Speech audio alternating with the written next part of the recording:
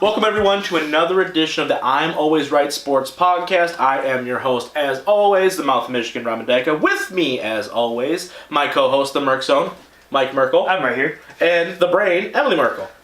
Hi. How y'all doing today, guys? I'm pretty good. Doing good? Okay, guys. We're going to start off today a little bit different than we normally do. We have been teasing all week some major announcements, some breaking news, so to speak. Some of you may know, some of you may not know, but it is official as of around Wednesday of this past week. We are officially on iTunes. We are officially on Spotify. We are officially on Google Play Music. That's right. There is not a single place that you're not going to be able to find us. We're on Podcast Addict. We're on all the major podcasting sites. We, ladies and gentlemen, are everywhere, and it's thanks to you, thanks to your support, we are able to get on all of these places. We have some big news coming up. We have some partnerships kind of in the works. Lots of big news coming your guys' way, and we appreciate the support from each and every one of you. Now, let's jump right into it and do what we do best, guys. Let's help right into the college football final results. Obviously, Clemson just put a wallop on Alabama, something that I personally didn't see coming. I know, Mike, you kind of called saying that Clemson was going to win, but not, I don't think, in the way that we all expected. No. So, Mike, I'm going to start with you. They dominated from phase, basically, I wouldn't say phase one necessarily, because Alabama kind of took an early lead, but I would say for about midway through the first quarter until the very end of that game, Clemson dominated. Why? I think that there's multiple reasons. I actually have a theory on, I think, why it might have happened. But from star power alone, I think Trevor Lawrence was a huge factor. He didn't turn the ball over, and as a freshman with 3 touchdowns and 347 yards passing through the game, that's incredible for a national championship stage. Absolutely. And Justin Ross, we have to give a shout out to him for his 6 receptions and 153 yards. And a couple good catches, and too. A couple he's crazy, a freshman, right? Yeah, he's another freshman as well. So they're going to be there for 2 more years, so watch out for that program. Absolutely. And I think Alabama really just started falling apart about halfway through. I think Tua was not ready to play that game because I think the only real team he played was Georgia all year, and you saw what they did against Georgia. They barely escaped. They barely escaped, and Jalen Hurts was the reason why they escaped. Right. So, as a whole, I think Clemson just was the better team. Right, and I think that another reason, too, and I think you kind of touched on it with the Tua situation, they couldn't score. No. Right? They were able to actually move the ball down the field probably pretty well. Even in that third quarter, I remember saying, okay, if Bama can score here and they get a stop, all right, maybe this is going to be a game a little bit. And then it turned into a complete mollywop. They would get to the fake field goal. Yeah. Good Lord, what are you thinking? It was like everybody and their mother could have called that fake field goal coming. I'm sorry, but poorly executed, poorly timed, poorly planned. It wasn't sold. I also think that just the turnovers in general, that first pick 6, I think kind of mentally took Tua out of it. Yes. He was like, wait, they just pick 6, what just happened? Even though he came back and threw a 75-yard touchdown after, I think that initial interception, plus the one that he just completely missed by 20 yards later in the third, I think all of that, plus the turnovers, a fake field goal, and a couple fumbles in the red zone, and you couldn't capitalize on it. Right. I think that's a big problem that they had. And what did you see from the game? I know you were in and out, and you don't really care because it's not Michigan. But I know that you were kind of surprised because you asked me the question, isn't the Clemson quarterback a freshman? So you're kind of surprised by that. Kind of what Tua did last year and kind of came out of nowhere from a perspective of this freshman just coming in here and just throwing dimes. Any real reason why you thought that Clemson really dominated? Anything that you kind of noticed? I mean, as you know, in and out of rooms is a big theme with me. But I think that every now and then someone just upsets Alabama. I think Bama is just on top perpetually, and so I think when someone really comes out there and you have a young freshman quarterback who they haven't really played, they don't really know his talents, his abilities, and he comes out there and he kind of rocks their world. It's really easy to throw off a team that's as dominant as Bama is, and as you pointed out, their competition, I mean, they just, for the most part, they annihilate most of the competition they play. And I think Bama now, this is now a couple times now where you've seen Bama run the table throughout the whole season and then get caught in the championship final, where I think that it's something that maybe Bama needs to start looking at and say, maybe we need to start playing some teams outside of the Citadel. You know what I mean? Maybe. You know what I mean? Like, in all the seriousness, you know, because, they play Auburn, but Auburn's not who they used to be, right? I know they played Georgia, right? And LSU. And they played LSU. And LSU, I will give them credit. They had a tough gauntlet of season. But, I mean, I actually have What do one you thing got? to add to that. How much do you put in the coaching carousel that Alabama goes through? Because every single year they change coordinators, they change positions. Oh, absolutely. Where Yeah. like Clemson, since 2015 when they first got there, I don't think they've changed anybody. So I think that the correlation that like you have your same OC for 4 years and you see the same defensive coordinator, you built that trust there. And Nick Saban's like every year someone's leaving. Yeah, and you I have to think- go fix it. I think that I think there's two.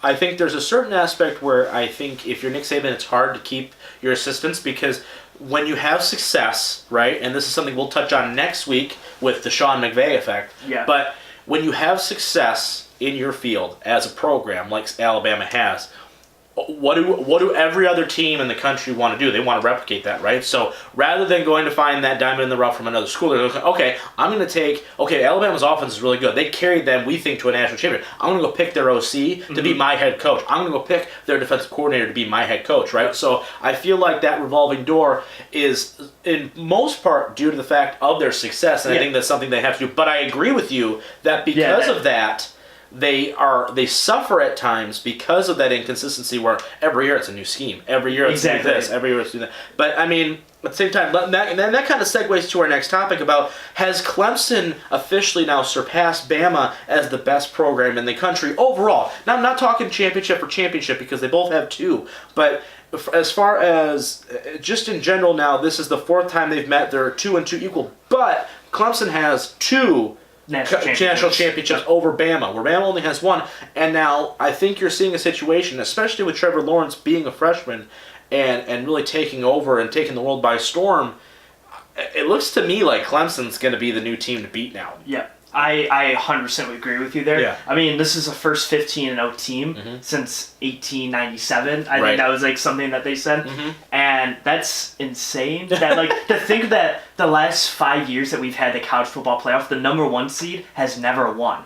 That is crazy to me. Like I don't know if you guys knew that. Yeah, I didn't. You just said that, and when I think about it, yes, I agree. When Alabama won, when Ohio State won it, they were the 4. Right. Bama last year was the 4. Yep. Bama last year was the 4, and then the 2 years that they switched winning, they were the 2s when they won it. Okay, right. And so now the number one team's never won, right? Number one team has never won it, and I think that's actually very interesting. Right. But to go back to your point I think Dabo Swinney is a phenomenal coach. Yes. He said, I'm going to change this Clemson program into a winning program. Yep. And he did just that with his And for those of you who don't know, Dabo Swinney was the interim coach when the previous coach got fired at Clemson. He had an opportunity actually to go back to Bama, where he used to coach before, but he actually took the job, was given the job after he had the interim title, and has really transformed the program. I know he recruited Sean Watson. I mean, his OC at the time, I think, is the Arkansas head coach. He left right before Sean got there. But Dabo Swinney is, I don't think people truly are understanding and appreciating his excellence, because he has really taken a program in Clemson where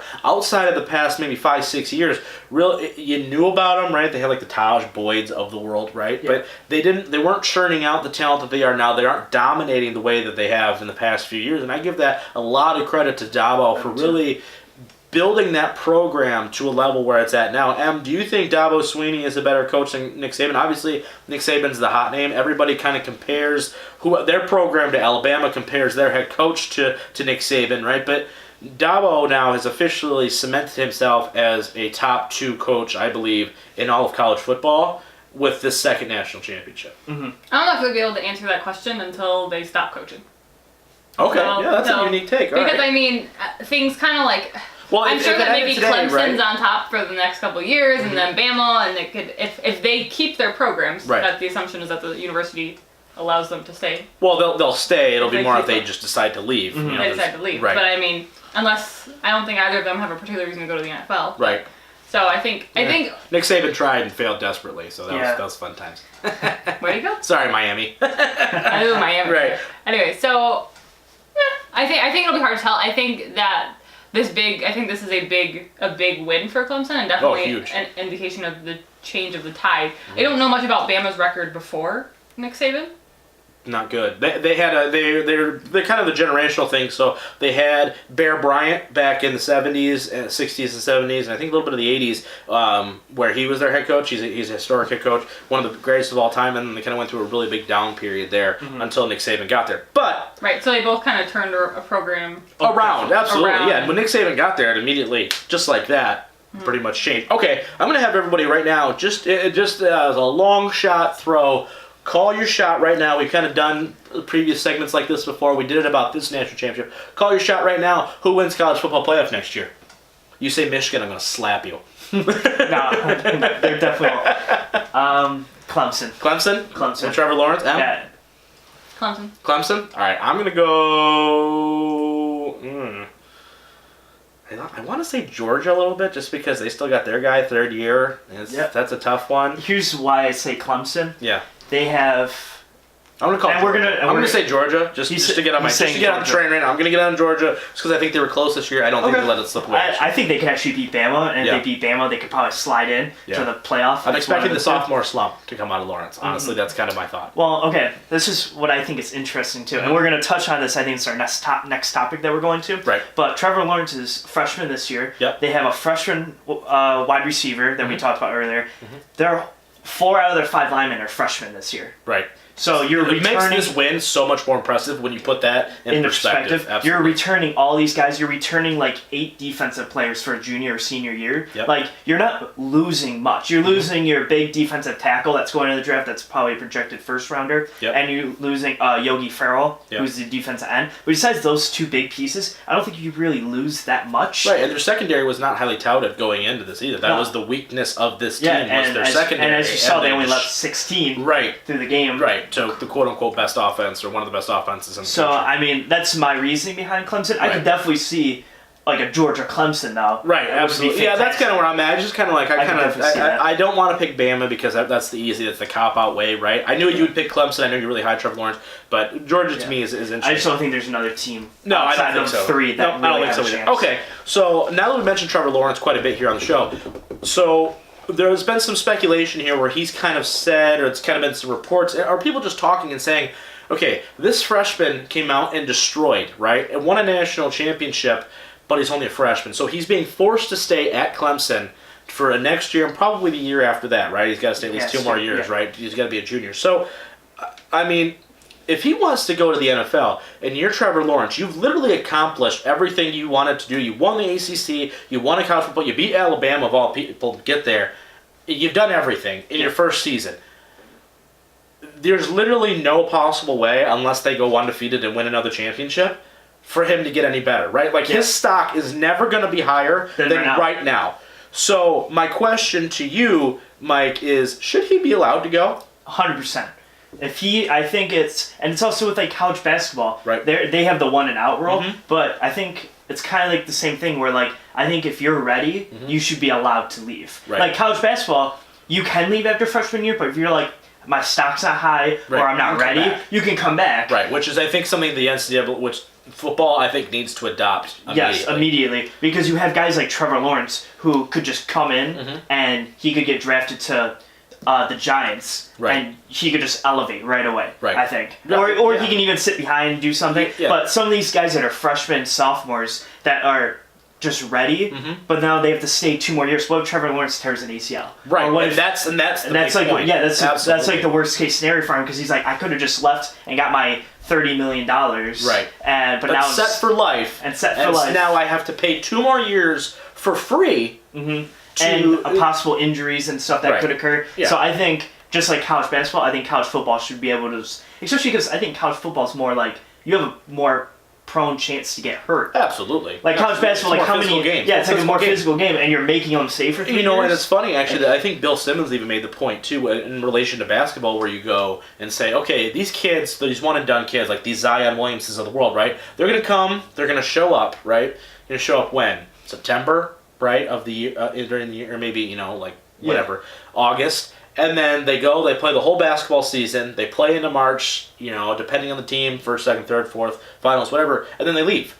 Yeah. They're there for 6 months, 6, 7, 8 months. They go through barely a semester, maybe not even 2 semesters of college, and then they go. Rather than, and leaving from high school and immediately going to like a G League or what have you. So it's like it's one of those scenarios where obviously you couldn't go from high school to the NFL. That's too big of a change. Oh, yeah, but definitely. if you're a situation like Trevor Lawrence where you dominate at that level, I think that you should absolutely be able to go after your first year if you've done everything. It makes no sense to me.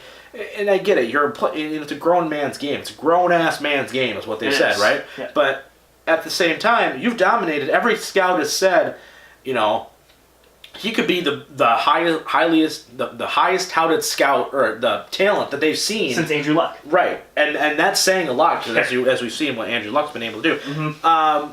And do you think that he should be able to go?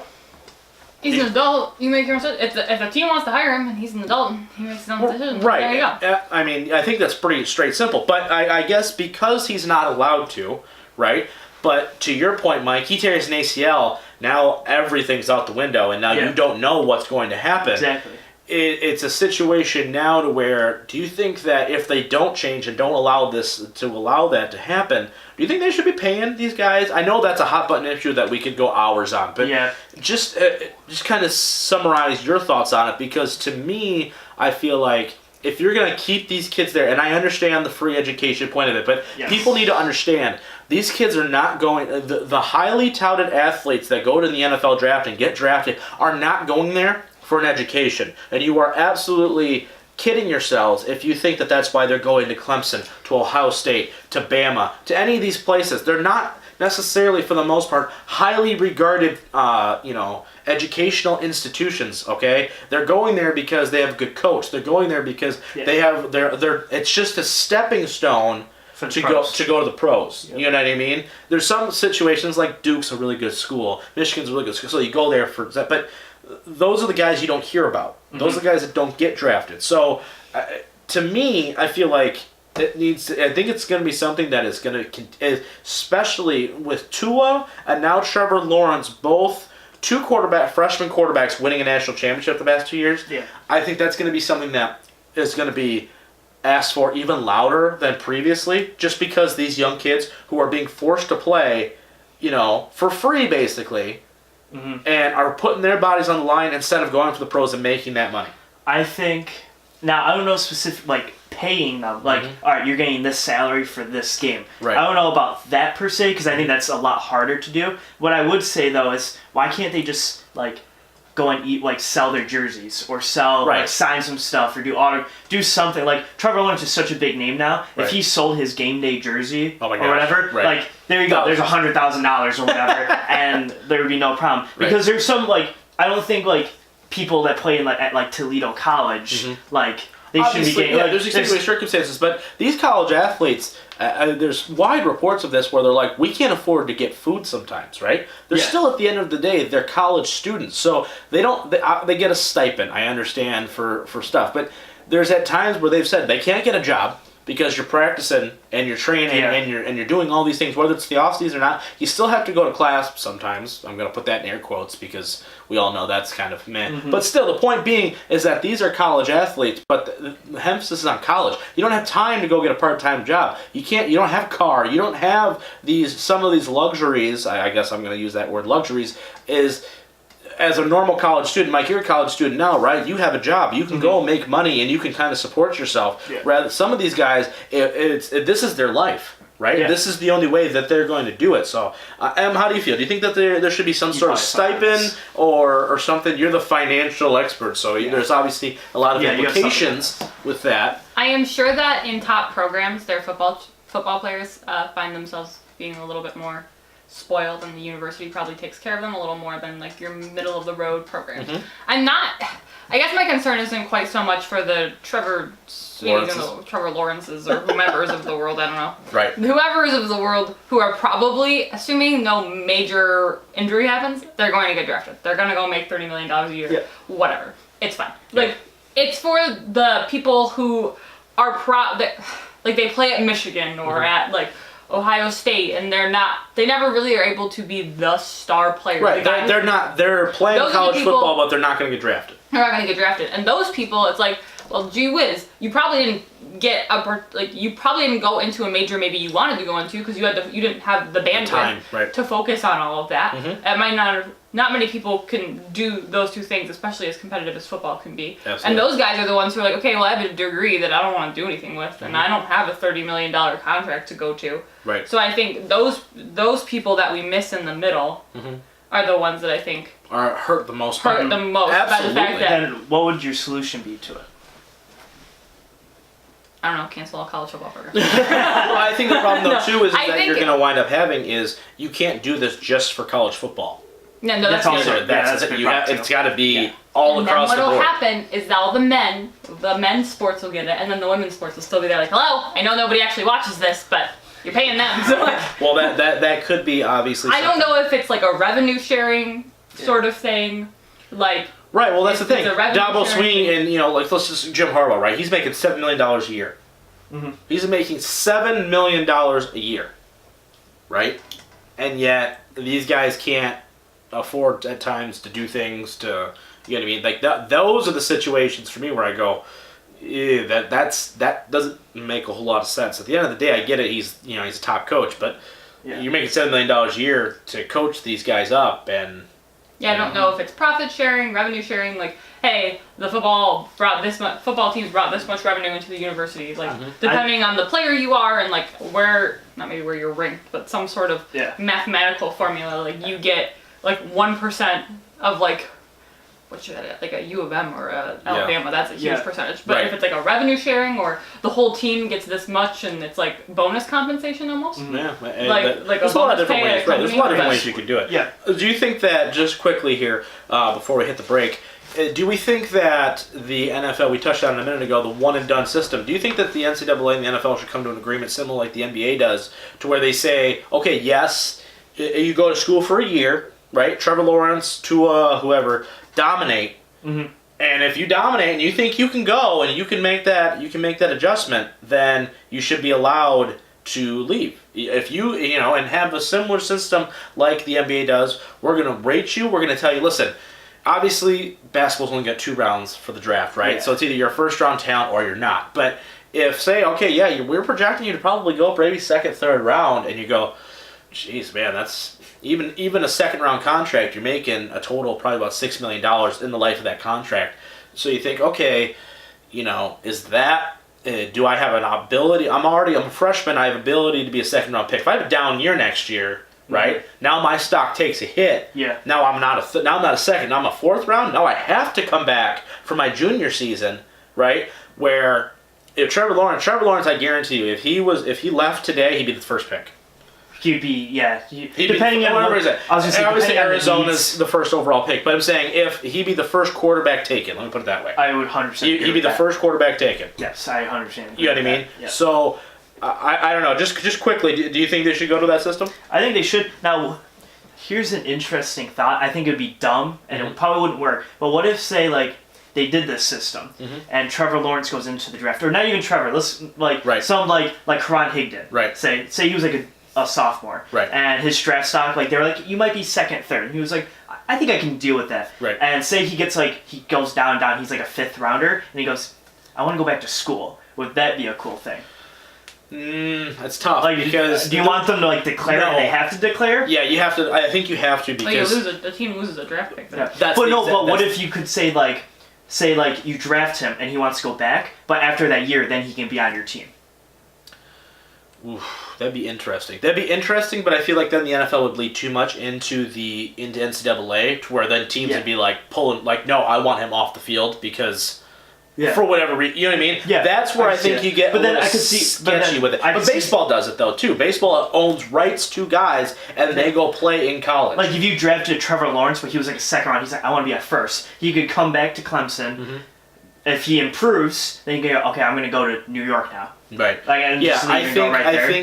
I think the only thing that you would have an issue with is that in that scenario, right? If you're Trevor Lawrence, you get drafted, right? But you say you want to go back. It's going to be very difficult for a team to spend any sort of true investment into you because basically, especially in the NFL, where as we talked about last week, head coaching tenures are so short now, right? Where you have to win now. it's very difficult for you to say, okay, I'm going to pick this guy, but he's going to go back to school, and I'm going to wait. Yeah, it's gonna be. It's hard for the pros. It's in the first round, right? Yeah. I'm going to take. He's my franchise quarterback, but he's going to go back to Clemson for another year. That's a tough sell to any fan base, because if he gets hurt, it's hard for pros. If he gets hurt, you're screwed. Yeah, you know what I mean, and you don't get that pick back. So I think that there's a small issue there, and I think it's something we can talk about next week. We'll talk about the All-American Alliance League or whatever that's starting up here that Bob Quinn touched about in his press conference. We'll hit on that next week, but right now we're going to take a break here, and we're going to give you guys a brief commercial on all of our social media. A reminder, once again, we are on iTunes. If you look up I'm Always Right Sports Podcast, you'll find us. We're on Spotify, I'm Always Right Sports Podcast. I'm Always Right Sports Podcast on Google Play. We guys are everywhere. We're still on SoundCloud. We're now on YouTube, and we thank everybody for subscribing. Please keep subscribing to our YouTube channel. It's going to be on the graphic here shortly. We're still on SoundCloud, like I said. We're on Facebook. We're on Twitter. We're on Instagram. Follow us everywhere. I'm Always Right PC. I'm Always Right Sports Podcast. Guys, we're everywhere. We're going to continue to grow, and we appreciate all the support. We will be right back. Hey guys, it's your favorite member of the I'm Always Right team, Emily the Brain, coming to remind you to check us out on social media, Instagram, Facebook, SoundCloud, Twitter. You can find us all at I'm Always Right, or our handle is I'm Always Right PC on all of the social media platforms. Hey guys, this is Rob, also reminding you that we are now on iTunes, Spotify, and Google Play Music and YouTube. So be sure to subscribe to our channel on YouTube and to look us up by typing in I'm Always Right Sports Podcast. That's the I'm Always Right Sports Podcast, iTunes, Google Play, Spotify, and now YouTube. Be sure to like, subscribe. Thank you for all the support. Now here's part 2 of this week's episode. Okay, and welcome back. Now, we're going to segue now from the college football scene now to the pro wrestling scene. The biggest thing coming out of pro wrestling, as of this recording, guys, is the All Elite Wrestling press conference rally thing that just got, obviously, All Elite Wrestling AEW just got kind of announced in the past couple weeks here. It's the biggest thing happening in wrestling today. It's some of the biggest news that we've heard in a really long time. Just overall, just getting your general feeling, guys, on this. Are we excited? Mike, are you excited? I've never been more excited. I'm not gonna lie to you. Right. Like, I love everyone that's in it so far up to right now. I mean, the Bucks, Cody, SoCal. I love all of them. So all of them starting their own thing, and stuff that they said, which we'll get to later about that they talked about at the press conference. Yeah. Is really intriguing, but still like it leaves questions. But it's not like, oh, I don't know about this. It's like I can't wait for this kind of stuff. Right, absolutely. Em, are you excited for AEW?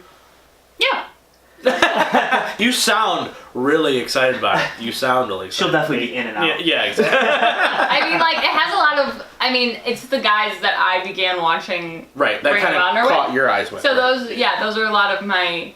Yeah. And depending on if Marty ends up joining. He will in a couple months. A couple months, yeah. A lot of those guys are some of my favorite guys, so I think it'll definitely be really, really cool to see. I hope they don't ruin themselves. Well, no, and here's the thing, and I think why the general excitement I feel, and the reason why people are so excited is a couple reasons. Number one, it's some of the guys, it's the top independent names, you know what I mean? The Young Bucks, Cody, Hangman, SoCal, Kenny's probably joining here. We've seen reports that he recently turned down a WWE offer. Huge offer. Yeah, a huge offer. Jeez. So, and we probably, Chris Jericho is signed on, right, for a 3-year deal. That's a huge thing. There's been some rumors about Goldberg possibly being involved. We haven't really heard anything confirmed on that. But what I think is most exciting and what should really be a telltale sign for fans is the funding behind it, okay? The fact that the the Khan family is behind this promotion and is invested heavily already into what they're doing and are allowing these guys to kind of run it, the wrestling portion, and are kind of staying out of that is a huge deal. And I'll tell you why, guys, because when WCW first was established, when Ted Turner bought Jim Crockett Promotions, which at the time was NWA, and officially formed WCW, it was one of the most biggest financial investments in wrestling besides the WWE. This right here, guys, is the biggest one since then. This has the makings already to potentially overtake TNA pretty quickly here in a second. And if they land a TV deal, which we've heard rumors are kind of in the works of already, if they land a TV deal, and it doesn't need to go against Monday Night Raw, let me be very clear about that, but if for whatever reason they land a TV deal and really knock this out of the park and do it the right way, which means growing at a certain pace, they don't need to go global. That's what killed WCW and killed Jim Grock Promotions, was they tried to go too fast, and that's what forced the buyout. And then WCW fell victim to complacency. If they just stay with what they know, which is good, hard-hitting, fast, action-packed wrestling, with the financial backing that they have from the Khan family, this could be huge. This could be the biggest company outside of WWE to hit North America since WCW. And I think I speak for all of us when I say that is a huge, not only a huge deal for the wrestling industry, but also is, as a fan, which we all are, is something where it's going to be the first time in a long time, and for a lot of younger fans, will be the first time that WWE has truly had competition, where there is a true alternative to something on a major television network to go, yeah, I'm going to turn the channel to that. And a ratings war could definitely come into play, which would make everything so much better. Everyone looks at the Attitude Era and says that was a really great time, and there was a lot of memorable moments and superstars that came out of that era. If we have not even to that extent, but if we have one similar to that, the way that we possibly could with the money that's involved here, look out, folks, because we're in for a roller coaster of a ride. I guess the question for the Young Bucks and Kenny and Cody and all that stuff is, why not go to WWE? Why not? Because if the consensus is you're the biggest stars, right, outside of WWE, why not go and kind of write that chapter to kind of cement yourselves as some of the best ever? I think there's a couple big reasons. One, I think they look at WWE's program currently and they just go, this sucks. Yeah, it's just not good.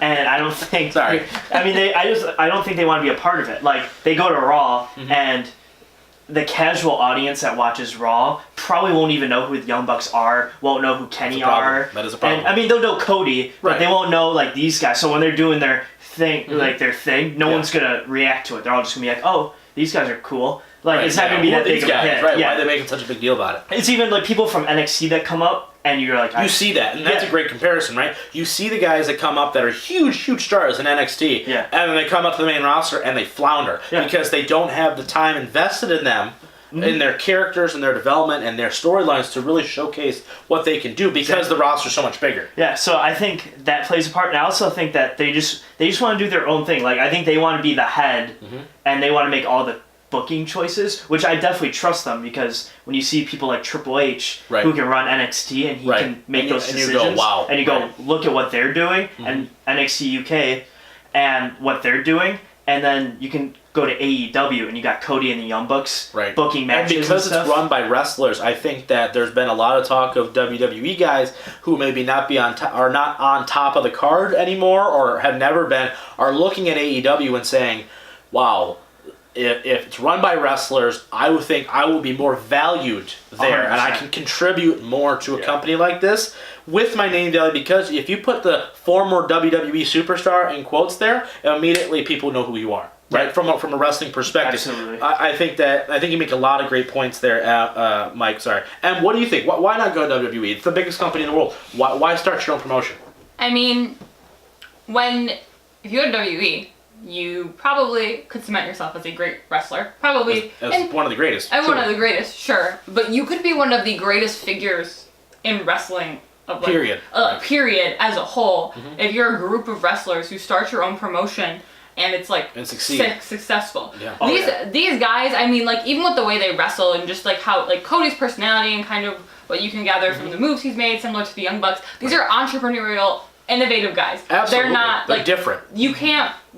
I feel like, and Cody probably realizes this from his time at WWE. He doesn't thrive in an environment as well, like where you are told what to do. They script everything. This is their show. Right. And Cody and the Young Bucks, they're making this their show. They could go down, if this succeeds, then this goes on 20 years. It generally, and I don't mean to over-exaggerate this, but it could 100% change the whole landscape of the wrestling industry as a whole, especially if AEW partners. I know it's not official yet. I know New Japan and Ring of Honor have their own thing, but if Kenny signs and Jericho is going to kind of still be doing his New Japan stuff with AEW. If those partnerships start to align and you have that talent exchange there, I expect a lot of changes to happen in WWE just based off of that. Just because if you get to a certain point and the ratings have been as low as they've been overall, attendance has been down, I think it's going to force WWE to step up their game. Yeah. It's going to force them to to get some of their talent under longer term contracts, and it's going to force some of their talent to go, okay, we need to step up our level. Yeah, we also talked about this before, how like the ratings are down and people are talking about it, and that's good for WWE. Right. Even if you're talking bad, you're still talking about it. Right. I think the problem is, especially if AEW gets like A TV. There's- If they get there's on a major rumors. network, everything changes. it's rumors that it's like TBS or TNT. That's what I've heard. I don't know if you've heard differently. They get on but TBS. Wow. Yeah, those are the two I've been hearing about. But if they go to like Mondays, now people are going to be watching Raw and going, wow, this isn't good, but let's go watch Cody and the Young Bucks. Let's see what this is about. Let's see what this is about. And if they like that more, then Yep. people won't even be talking about WWE anymore. They'll be, oh, did you see that AEW show last night? Right. And I think that's the WWE's biggest problem. Do you think it lasts? Do you think it'll last? It depends. I think it's going to be hard because I don't know. I do not know. The reason why I That's asked this tough. question, right, guys, is because when you look at it and you go, okay, the only reason why I have hope for it is because of the financial backing. TNA, when it started, right, was founded by the Jarretts, right, and had some people in the Carters invested in it, right, but I don't think it's to the level that the Khan family is. Yeah. And I think that TNA was so slow and did that whole weekly pay-per-view thing.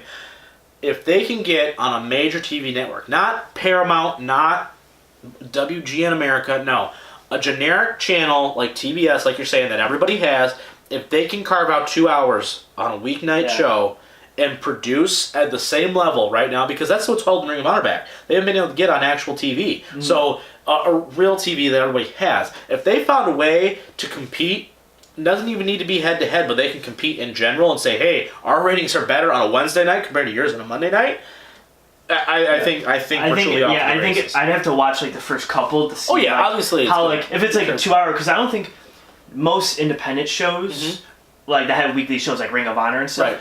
Only are like hour long or not, like or 45 minutes or something. Yeah. And they're not even on TV, so like 2 hours, and they're not really used to that kind of work and stuff. It's gonna take some time to grow a roster, but I'm saying if they grow that roster, look out. Yeah, it's just gonna be interesting to see if they can find get everything going for 2 hours. If they can constantly do it though, I'd watch out if I was WWE. I'm not gonna lie. Absolutely. It's gonna be tough. Okay, let's shift now to the NFL, and we're not going to talk specifically about the wild card games because there's a lot of stuff that happened. You guys kind of probably already know that or not. And we're not talking divisional games because as of this recording, we don't know what happened, and by the time you guys hear this, everything's already going to happen, so there's no point in it. But we will be doing a very special AFC NFC Conference Championship game preview, so be on the lookout for that. We'll tease that on our social media and let you guys know when that's going to be released. But NFL rule change. We saw a couple instances, and the one that comes to mind the most is that Bears-Eagles game, right? Where there was a fumble that happened, and the refs on the blew, catch. on the catch, Yeah. right? The Bears get down almost within striking distance, and the referees blow it off as an incomplete pass, right? Yeah. And then it was reviewed that it looked like it was probably a fumble, but the referee picked it up, and nobody knew what to do. Yeah. Right? The refs didn't know. The people on color commentary didn't know. The players were waved off, so they didn't know, right? And I know guys, like I saw, Tony Dungy and some guys on NBC were like, as a player, I was always taught to grab the ball no matter what. I'm like, get out of here. You're a liar. Don't give me that crap, Rodney Harrison, okay? But Well, they're not wrong, but like they're not wrong, but at the same time, if the ref rolls and displays and then picks up the ball, what am I going to take the ball? The ref, no, I'm going to pick. No, it's just stupid. Yeah, But, no, I agree with that. you know what I mean? Yeah. Just a thing, and we're going to kind of combine two of these topics that I have here on our show sheets. Combine here is there's been so many rule changes in the past few years. Why don't the refs know them? I know that's a weird question to ask, I guess, but if you're really looking at it, why don't they know? That's their job to understand and realize what happened. Yeah. And the fact that there was so much controversy over that, where they almost gave the Bears like a 20-yard gain because of that and put them within striking distance to score in a close game like that, would have blown my mind. Yeah. Well, it's just so hard because like the rules literally change. I don't even like they're not like written change, but they're just like change on the dime. It feels like almost. Right. It's like the roughing the passer thing. Like, and that's it, right? It's because of these one of these rule changes is you've realized there's so much more inconsistency now more than ever. And Em, I know you saw this, especially just watching all the Lions games where there'd be a roughing the passer one play, and then Stafford would get hit the same way, and you're like, but that was the same hit. That why did we just get called for that? I mean, do you think that's why officiating's been so bad over the past especially this season? I think more than recent times. I feel like in my mind, just from watching it, I feel like because the amount of rule changes, you still don't know what a catch is. Right? You still don't really know what roughing the passer is half the time. There's been so many changes that even the refs don't know anymore. I mean, you have lots of changes and you have people making decisions. Right. So, I mean, when it comes to physical contact and like games and watching the game and trying to make a split-second decision, this whole thing is a real subjective. And then if you don't have like a really specific set of rules that have been standard for like a couple seasons now, you just run the risk of everything being an absolute like disaster. And then you make room for fans to be real ticked off because they're like, well, that call was called for their team, but not for my team. I think one big problem. They need to have a big conference and decide all the rules. That's the sad part is that they do. There's a whole committee. There's a whole committee that they go and teams propose rule changes. They propose things to say, hey, like the Lions proposed that 10-second runoff thing as this needs to be changed because we just got screwed out of the playoffs because of it. Yeah. You know what I mean? So I think that the problem that the NFL, and this is just my opinion, but I think the problem that the NFL is coming into is that you keep touching and fidgeting and messing with stuff, right? Yeah. To the point where everybody can maybe read it and understand it. Yes. But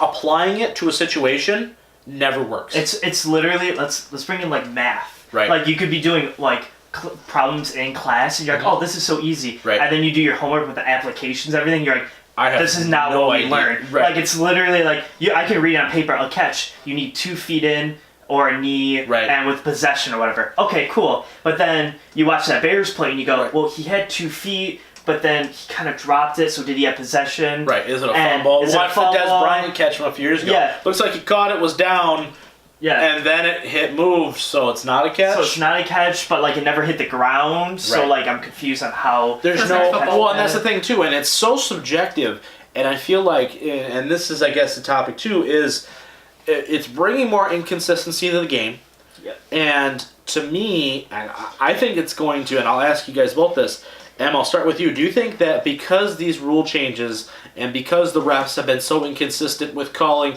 a number, and I mean a number of things this season, do you think it's going to cost the team in the playoffs this year? I mean, you got the divisionals coming up as of later today, Sunday, and obviously the conference games and Super Bowl. I feel there's a high probability that a rule that's misinterpreted or misapplied, or not applied, or what have you, is going to cost a team a football game this year. I really do.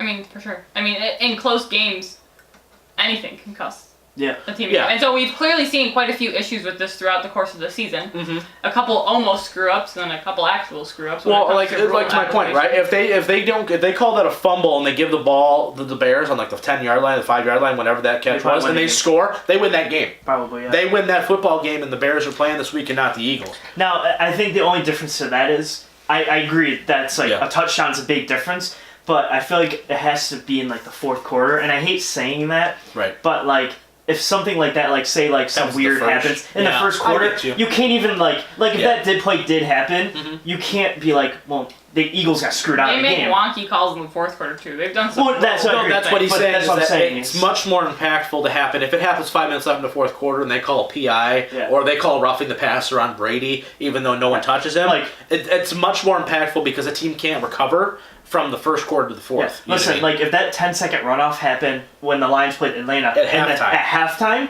you just go into halftime. All right, we're down 3.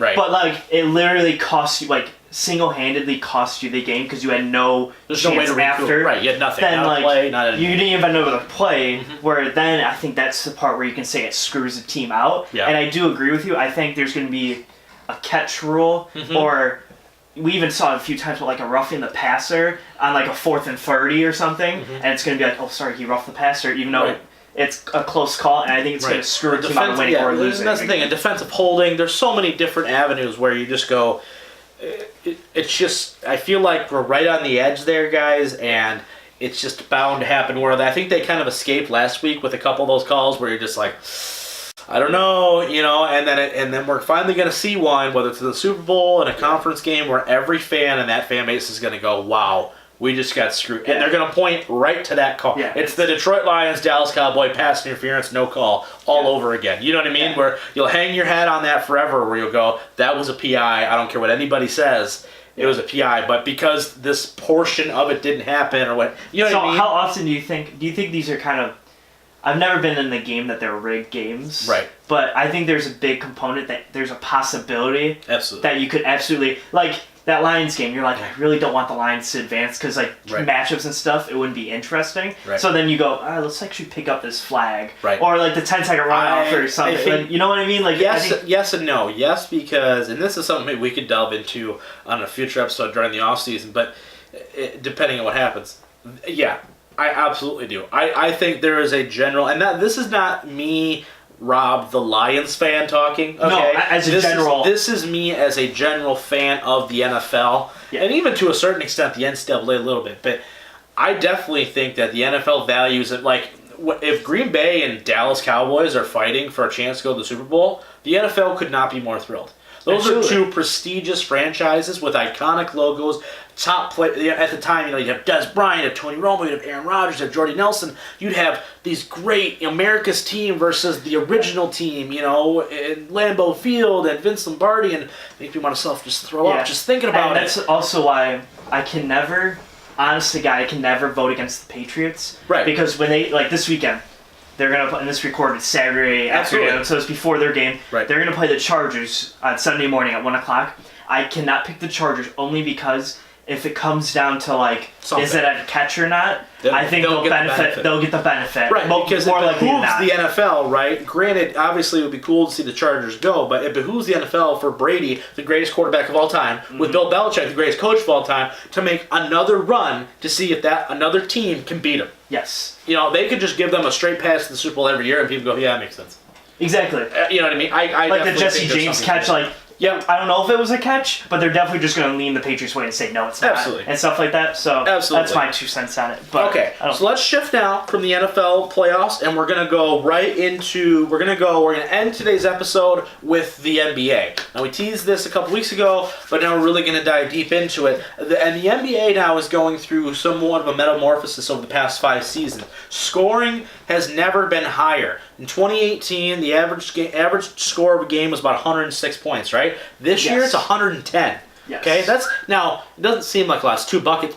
But overall, that's quite a jump considering years past it's about a point. Now, to jump 4, that's a pretty big difference there. James Harden, for just an example, has been on fire, okay? Yep. He's been averaging 30, 10, and 10 on a consistent basis. Now, Russell Westbrook's been on fire. There's been a lot of guys that have just been, I'm not even talking about LeBron or Kevin Durant or any of these guys, but and I guess that all kind of does that make you as a fan? And Mike, I'm going to start with you because you're really into the NBA. So, does that make does the higher scoring, the more offensive, explosive plays make you as a fan like the product more? I don't know if I like it more, but I think as fans of the game, right. You can even equate it to other sports, like say football. Would you rather see a 10-7 game or like a 34-31 shootout? Right. Because people like scoring. Right. And you have so many great... That's why people like James Harden and people like LeBron, Giannis, Kevin Durant, Steph Curry are like the big names out there. Right. Is because they go out, Russell Westbrook, they score like 40 points a game, and everyone's like, wow, he just scored 40. Yeah, that's like, the big headline. Now, he put up 40. Instead, you could have someone like Chris Paul, who's not as big, but he plays like some crazy great defense. He averages like 4 steals a game, but no one would know that because they don't care about the defensive part of it. Absolutely. So I think defense is boring. defense is. Well, and honestly, In a sense, it's I mean, defensive for forward. you, because you're not the biggest NBA fan, right? What? I love NBA. Don't lie to me. But They're not bad. but the point is that for you, because you are more like Mike's a more in-depth fan, right? He'll watch a regular season game between the Lakers and the Hornets and enjoy it. Okay. Hey, LeBron's not the same. Okay, fine. He'll watch a Pistons versus the Brooklyn Nets game. I will. Okay? Nobody wants to watch that. But the rough point being, right? You're a more casual fan. So do you find that the offensive, higher octane style of play is more conducive for the general fan for them to enjoy? I mean, it sounds obvious, but at the same time, I wouldn't say I'm necessarily in that camp. So for you, do you think that's more of a benefit for the league? Well, as the podcast token casual fan of all things that we talk about, Not necessarily, but I mean, but no, I am. you can But never it's sit okay. still for 3 hours. I'm a fat guy. No, can I sit for a think while. that in some regards, I think it does make it a little bit more interesting. For example, I know there are lots of hockey fans in the world, but when people talk about why hockey games are exciting, it's halftime because people punch each other in the face during those. Okay, That's true. Hockey games. You guys go can be watch the wrestling hockey fans. game. They see you punches all the time. I know. Man. And I watch They're fake, but and I watch hockey games, and they bore the bejesus out of me because Right. you might put the little puck in the little net. like once. Wow, Once all of or our twice. hockey audience just went, well, click. Cool, we lost you all. I know, but legitimately, it happens like maybe between both teams like up to 5 times a game. Right. Yeah. So it's a lot more And interesting. that's a high-scoring game usually, right? 3-2, You know, that's a pretty... to watch people drain threes and getting those layups or on back and forth, Right. like, and having success when they go to score. Makes it, I think it's more I exciting. agree. Especially, I feel like it's even more impactful at a live game. Right. Like when you're the people in the audience watching the game. Oh, absolutely, you get a lot yeah. more Oh, when you go on shots, an a lot 8-0 run and you make 3 or 2 threes and a Right, and a dunk or something, Right, yeah. like, the crowd place gets electric. nuts. And Yeah. absolutely. So I Definitely. think that's something to where, and I think part of the biggest reason why I think that the NBA is why there's such a high scoring game overall now is because of the 3-point shot, right? Every single team in the NBA, right, values 3-point shooting now more than anything, which is why I don't think we will see for a very long time another team like the Detroit Pistons of 2004.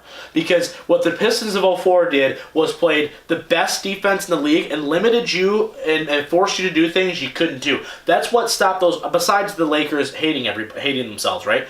That's what they did. They limited your possessions, right? They possessed the ball and made the most of it, and then when they went on defense, they locked you down, right? They forced you to play smarter. They forced you to take shots you didn't want to take. That is not today's NBA. We have not seen that in a very long time. We'll see games where we just saw a double overtime game between the Spurs and was it the Rockets where it was like 140 OKC. or OKC 140 to 136. 147, 104 or 39. Right. So, okay, you got it right on point. So the point being, That's not 3 bad, guys by in the way. that 3 games got 3 guys have 40 plus points in the game, what have you. So the 3-point shot, obviously, right? Steph Curry has completely revolutionized the game. I don't care what anybody says, he has, because of his ability to pull up from half court and make it with some general consistency. Knowing what we know now, right? That's what's going to be in trend and that's what's going to value because people need to score. What's the next trend?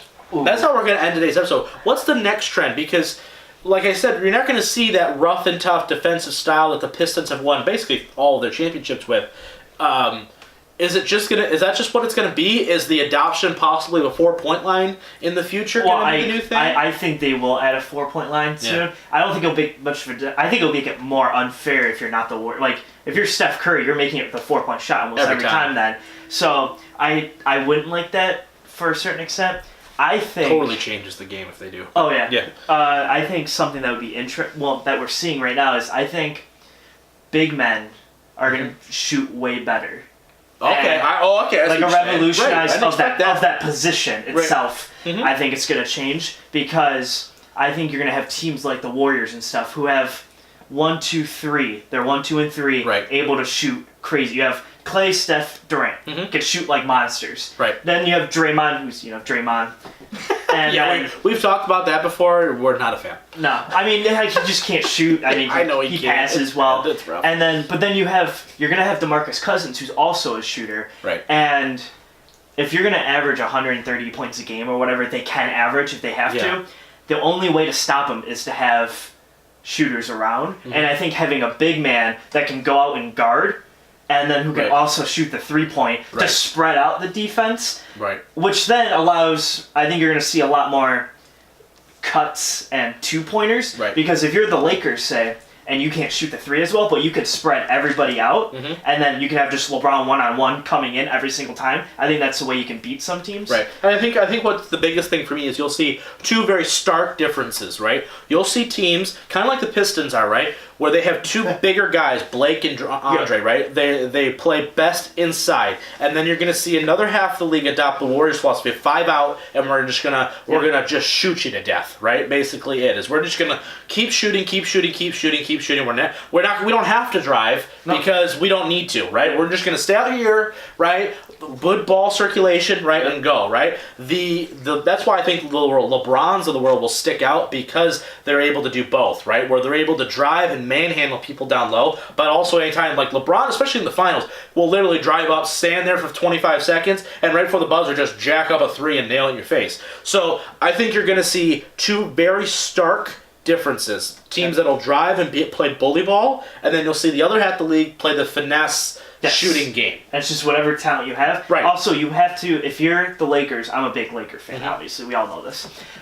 If you want to win, and if you want to beat the Warriors, you have to slow momentum down. Right. Because there's no way at the Warriors' pace or the Rockets' pace, you're not beating anybody at that pace. All right, guys, that's going to be it for us this week on episode 7. Reminder, we're on iTunes, we're on Spotify, we're on YouTube, we're on Google Play, we're on SoundCloud. We're everywhere, guys. We are everywhere. Thank you so much for liking, subscribing, and commenting. We will see you guys, as always, next week.